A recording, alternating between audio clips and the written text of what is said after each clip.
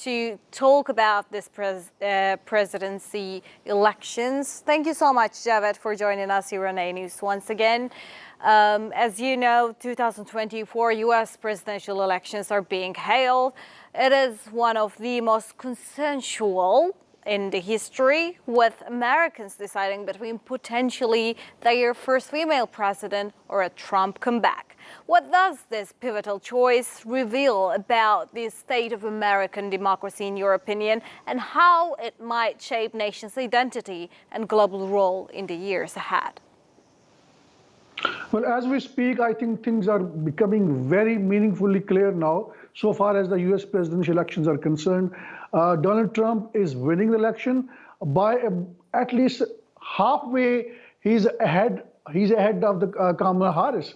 So that is a clear indicator that he's the most likely to win. In swing states, he's winning. I mean, something which were very crucial. So I think I have heard certain reports suggesting that the Kamala Harris camp is very nervous, and for understandable reasons. Now we have to see a bigger picture. The US media has been projecting that the Donald Trump may be losing. There is a very thin margin. I think this margin was a bigger one, but because of the bias of the media, because of the foul language that Donald Trump has been using against the media and other smaller groups, there has been an inherent bias, because of which I think the real picture has not been portrayed to the world and to the Americans of what the state of affairs in the USA. Now, Donald Trump needs 270 votes from the Electoral College. He has so far won by 195. Kamala Harris is way behind, around 95. These are the projection based on the initial results. So now the bigger picture, the question that we have asked, I think we can discuss it with two perspectives. What if Donald Trump wins, the possibility of which is quite high? And what if he loses, or what Donald Trump probably would call it, he was made to lose? I think if he's made to lose, or if he loses in any such possibility, Donald Trump is not going to concede his defeat. Even in 2020, he had blamed that he was made to lose. There was electoral riggings. But now, when he has already clearly winning, and if now the election results are reversed, then remember, Donald Trump's support base is well armed. His support base, it has armed militant groups who are trained militarily.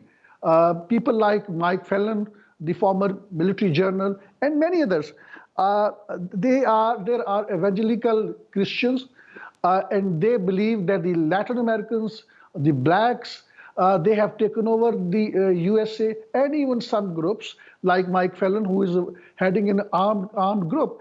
They believe that the Jews have taken over the entire system. So I think they would not accept it.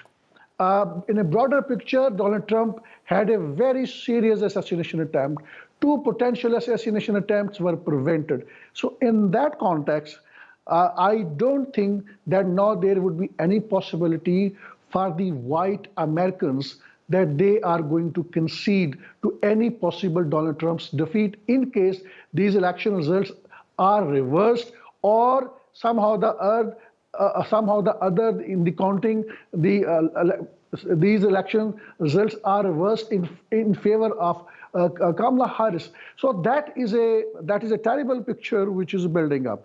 Now, if Donald Trump is back to the presidency after 4 years, what does that mean to the USA to begin with? I think which means that the Americans are going to focus more onto their internal politics. That means the people who wanted to get into the USA for a better job, for immigration, that possibility is going to be shrunk. That space is going to be shrunk. And then I think Donald Trump's administration is going to come down hard on the immigrants. And the minorities obviously would not be happy in the USA. But that is what he basically projected himself, that he's going to come down hard on the illegal immigrants to whom he has been calling as criminals and as rapists. And then I think we have seen these election trends and the campaign. It looked like as if the US candidates were behaving like other candidates in the third world countries, where it looked like that these election campaigns were not more for the political issues, the economic issues. It was more for the personality cult. Donald Trump was literally hurling threats, and he was literally abusing his opponents. He was literally using a very violent language against the media and opponent. That is an indicator that there is a level of tolerance among the U.S. population, that they have put up with that insulting remarks and violent language which Donald Trump was using. So the picture that the world has been shown, that the USA, the people are there very educated, they believe in the democracy, they don't tolerate uncivilized words. I think that picture has not been portrayed rightly by the US media. The fake image that the US media built up over the period of the time, we are not seeing the real picture of the white Americans. It seems they are not putting up with the candidate who belong from the black community. They don't want another black president. White Americans make up to 60%. They are by and large they are the Christians. So and then these black population is just around 12%. Then 18% are the Latin Americans, Hispanic. So again, now the other point of the question that you have raised, the impact of Donald Trump's presidency onto the world. Middle East, there would not be, to begin with, any immediate change because Donald Trump is deeply connected with the Zionist network. Like Joe Biden himself was a declared Zionist. So he followed and he has been following the Zionist agenda. That's why we have seen there's a continued supplies of weapons, and the Americans have been in bed with the Israel in terms of the continuing genocidal war on Gaza and Lebanon. So we are not going to see any major change, but we should not expect that the Donald Trump will become a tool to carry out an attack on Iran. There may be some strikes. I mean, that is any possibility. But if so far as the full-scale war is concerned against Iran, that is the most unlikely scenario. The Americans are going to shrink themselves. But at the same time, going by the track record of the Donald Trump, there will be more pressure on the Arab countries, particularly on Saudi Arabia, particularly on Pakistan, and other Muslim countries who have not normalized their ties with the apartheid structure known as Israel. So again, that pressure is going to be there. There is a so-called Ibrahim Accord, something that the Biden administration had abandoned it, being more realistic, and also because of the fact after the Hamas military operation against the Zionist state in October last year, the things have changed altogether. So it will be very difficult for Donald Trump to reverse the situation in the Middle East diplomatically when there is ongoing battle on Gaza and also in Lebanon.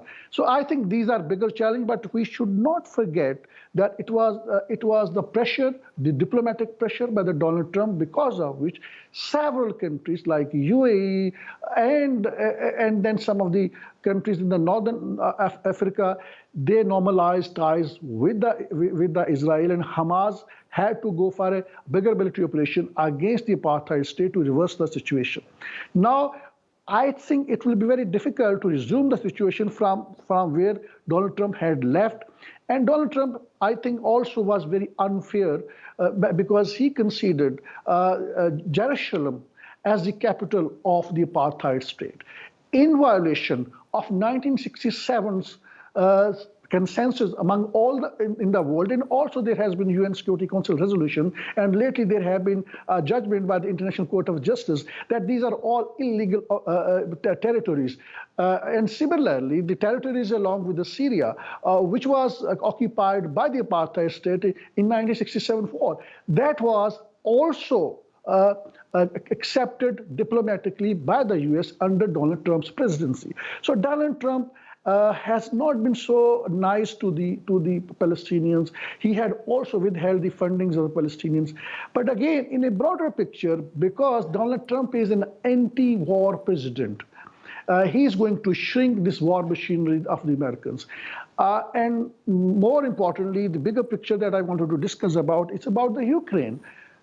I think Donald Trump stands clear-headed. He wants to close down this war theater, which means suspending or probably bringing an end to the military supplies to the Ukraine. And that means it is going to give a far bigger edge to the Russian President Putin to come up with his own terms and conditions to bring an end to this 2.5 years long war in Ukraine. So I think in that context, President Putin is going to be very happy because there will be suspension of the supplies of these weapons to the Ukraine, giving a clear edge to Russia to dictate its terms and conditions in what manner this war theater is going to be closed down.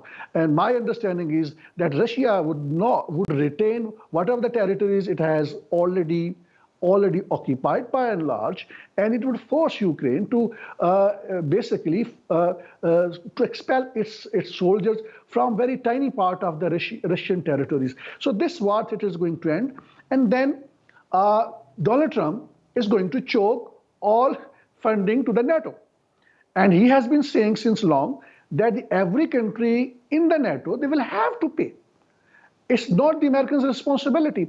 And even in a lighter way, he said, I want Russia to attack Europe, because then they would realize that it's not the only Americans' responsibility. They will have to fund the NATO.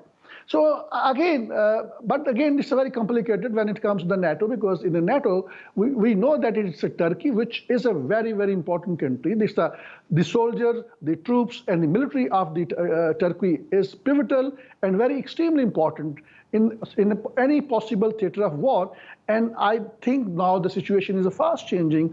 People in the Turkey, everybody is not happy the way things are going on, the way NATO and the Europe has been dealing with the Turkey in a very, very discriminatory manner. They have not allowed Turkey to enter into the European Union, despite the fact it deserved so, purely on racial grounds, purely on the religious ground. I remember one of the British ambassadors in Islamabad some 10, 15 years ago, I heard him saying in my presence, along with some few journalists, he said Turkey would not be allowed to be part of the European Union because Turkey is a Muslim country, despite the fact that the Turkey, the entire system is a secular. So anyway, back to the bigger picture. And in South Asia, I think since Chinese would be happy with the Donald Trump's South Asia and Southeast Asia, Chinese would be happy because Donald Trump is the least concerned about Taiwan and China's attention, military tension. If China takes over Taiwan, which it considered to be its part, America's military would not intervene. Something which now, under Biden administration, they have been threatening China that they would militarily intervene in case China attacks Taiwan. But so far as the economic outlook is concerned, economic policies of the US is concerned towards China, I think by and large that would be the same under what it has been under Biden administration. There will be more tariff increase. There will be more protective approach to protect their own when it on products, when it comes to basically under the WTO, this free trade agreement has not been implemented because now the Europe is not willing to implement it in its true Latin spirit. Americans are not willing.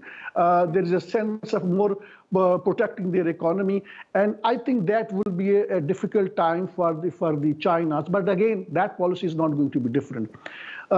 In Pakistan, I think people are going to be very happy in Pakistan if the Donald Trump wins.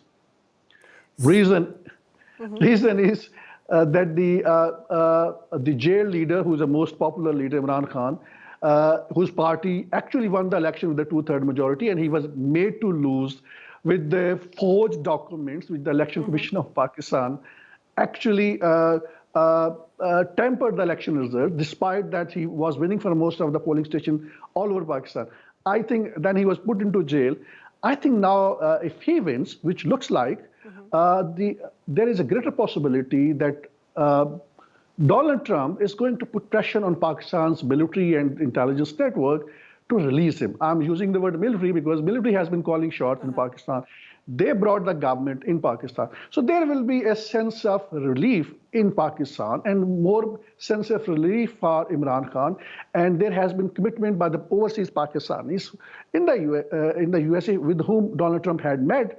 And Donald Trump had given them assurance that he would play his role to get Imran Khan released. So in that context, obviously, Pakistan's intelligence network and the military would not be happy. The government would not be happy. But again, this will be look like a policy shift because you may recall that Imran Khan had blamed the Biden administration to have played its role behind the scene to encourage the military, the then military chief, to dislodge his government back in 2022.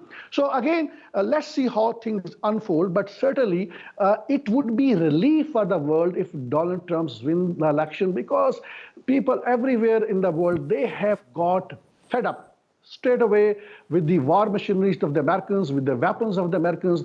They've been starting off the wars and they've been providing all kind of weaponry support to their proxies, and because of which people are fed up with the American policy. Let's see how big that shift would be. My understanding is that it would be, but at the same time, it will be the departure of the Americans from the world stage as a so-called superpower.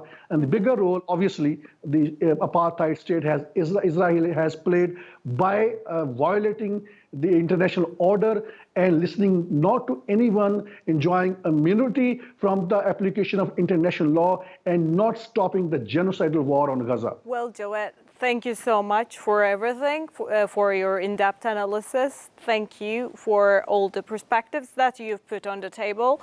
We're now out of time, so I will have to thank you there. And we are going to see in the future how it is going to unfold and how we are going to see the president-elect to continue their work. Now, this was our special broadcast on the American elections of 2024 between Donald Trump, the former president, and current Vice President Kamala Harris. The neck-and-neck situation continues, but Trump is leading as we are ending our broadcast. Of course, we will continue informing you more here on A News. But right now, this is all from me.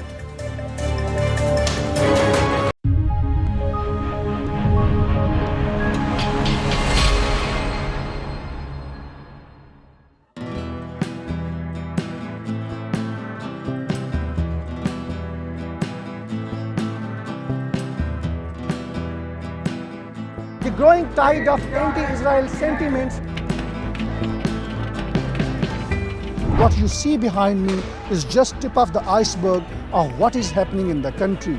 More than half of $52 billion black CIA budget is spent on espionage network in Pakistan. How would you handle it?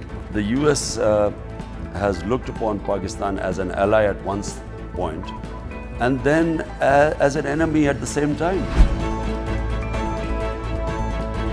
That is going to be the first legal reason on the basis of which he is going to be instantly ousted by the Supreme Court of Pakistan. Joining us live, Javed Rana, who's an expert on politics and geostrategic issues. In the world politics, which is not being driven by any moral principle, it is being driven by the hard geostrategic realities. In a broader picture, more countries would aspire to have nuclear weapons.